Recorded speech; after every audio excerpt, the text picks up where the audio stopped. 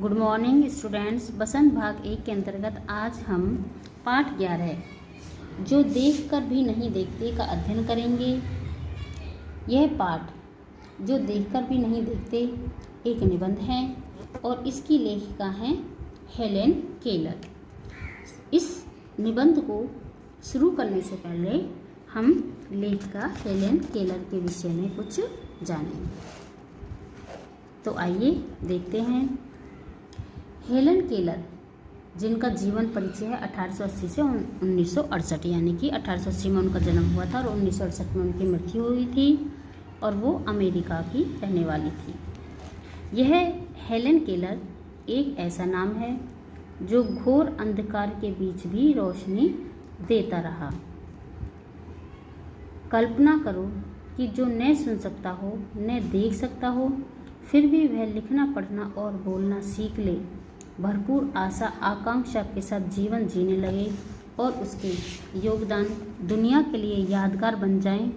ऐसी थी Helen Keller.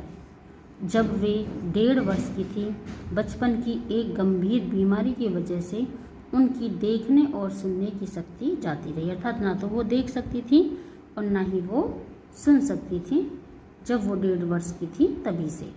लेकिन उन्होंने हार नहीं मानी।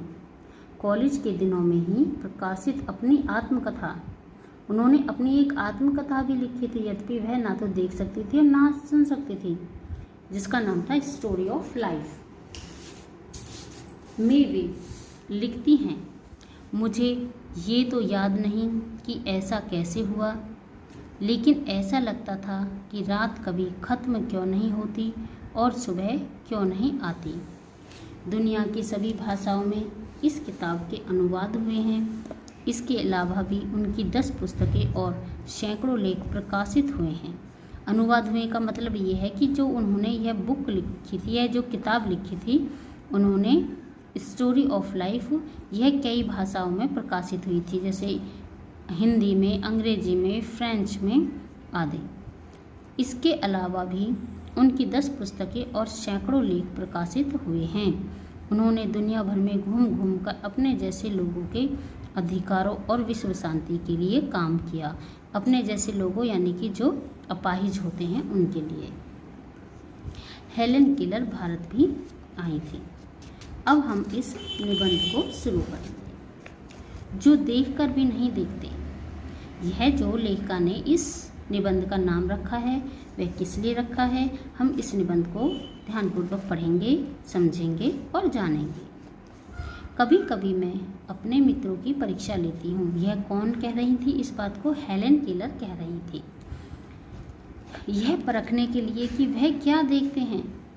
हाल ही में मेरी एक प्रिय मित्र जंगल की सैर करने के बाद वापस लौटी। मैंने उनसे पूछा कि आपने क्या क्या देखा, यानी कि जंगल में घूमने गई थी तो आपने जंगल में क्या देखा। तो उनकी जो मित्र थी उन्होंने उत्तर दिया, कुछ खास तो नहीं।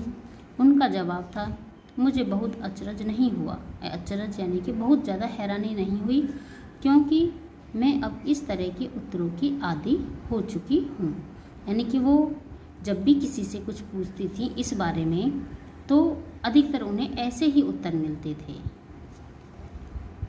मुझे विश्वास है कि जिन लोगों की आंखें होती हैं वे बहुत कम देखते हैं। उन्होंने यह बात इसलिए की थी कि वो देख नहीं सकती थी। क्या यह संभव है कि भला कोई जंगल में घंटा भर घूमे और फिर कोई विशेष चीज़ न देखे? मुझे, जिसे कुछ भी दिखाई नहीं देता, सैकड़ों रोचक चीज़ें मिलती हैं जिन्हें मैं छूकर पहचान लेती हूँ। मैं भोजपत्र के पेड़ की चिकनी छाल और चीड़ की खुरदरी छाल को स्पर्श से पहचान लेती हूँ।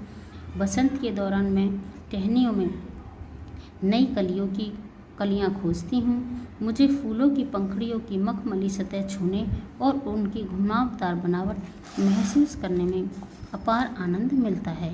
इस दौरान मुझे प्रकृति के जादू का कुछ एहसास होता है। कभी जब खुशनसीब होती हूँ तो टहनी पर हाथ रखते ही किसी चिड़िया के मधुर स्वर को कानों में गूंजने लगते हैं। अपनी उंगलियों के बीच झरने के पानी को बहते हुए महसूस कर आनंदित हो उठती हूँ।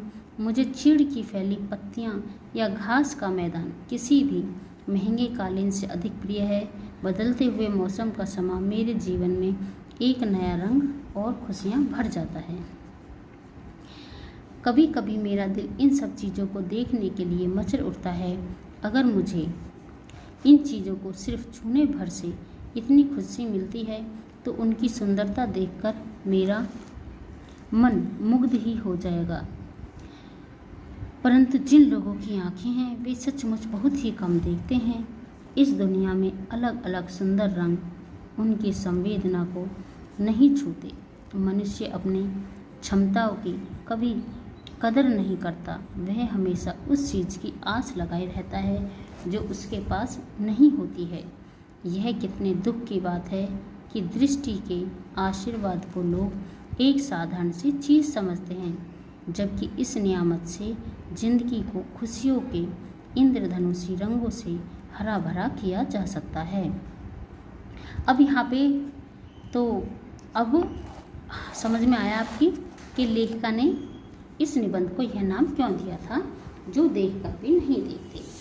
उन्होंने इस निबंध को यह नाम इसलिए दिया था कि बहुत से लोग ऐसे होते हैं कि जिनके पास देखने की शक्ति होती है, जिनकी आंखें होती हैं, लेकिन फिर भी वे प्रकृति के सौंदर्य को नहीं देखते हैं, उसे अनदेखा कर देते हैं और ना ही प्रकृति के सौंदर्य को देखकर वो आनंद की अनुभूति करते हैं। यद्यपि लेखिका अपाहिज थी, वो देख नहीं सकती थी, लेकिन फिर भी वो छूकर और महसूस करके प्रकृति के सौंदर्य के आनंद का अनुभव करती थी और वह प्रकृति के सौंदर्य को सिर्फ अनुभव ही कर सकती थी।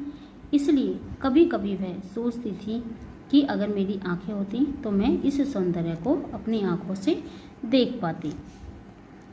इसलिए वो दूसरे लोगों से प्रकृति के सौंदर्य के विषय में पूछती थी, लेकिन कोई भी उन्हें सही से उत्तर नहीं देता था, क्योंकि सभी लोग आंखें होने के बावजूद भी प्रकृति के सौंदर्य को नहीं देखते थे और इसी चीज़ का उन्हें दुख होता था। उन्होंने एक बात और कही थी कि जो मनुष्य होते हैं वह उसकी जो क्षमताएं होती हैं वह अपनी क्षमताओं की कभी भी कदर नहीं करता है और जो चीज़ें उसके पास होती हैं वह उनकी कदर नहीं करता है, बल्कि जो चीज़ें उसके पास नहीं होती हैं वह उनको ही प्राप्त करना चाहता है और उन्हीं की वह इच्छा और आशा लगाए रखता है। यहाँ लेखिका यह कहना चाहती हैं कि हमारे पास जो क्षमताएं होती हैं हमें उनकी कदर करनी चाहिए और हमें प्रकृति के सौंदर्य को देखना चाहिए और उसमें आनंद का अनुभव करना चाहिए।